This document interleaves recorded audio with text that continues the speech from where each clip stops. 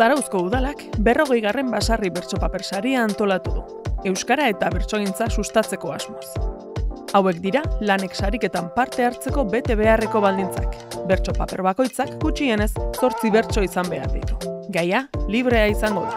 Bertso sorta bakoitzaren doinua izenburuaren ondoan zehaztuko da. Parte hartzaileek gehienez 2 lan bidali ditzakete. Eta lanak originalak, argitaragabeak eta beste inolako lehiaketetan saritu gabeak izan beharko dira. Lanak aurkezteko epea 2024ko ekainaren 21 amaituko da, eta uztailaren 4an jakinaraziko da epaia. Saria uztailean ospatuko den bertso astean egingo den ekitaldian emango da, eta irabazleak 1.800 euro jasoko ditu. Lanak posta elektronikoz aurkeztuko dira.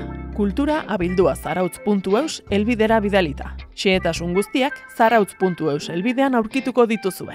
Basarri bertsopaper lehiaketa, Zarauzko udala.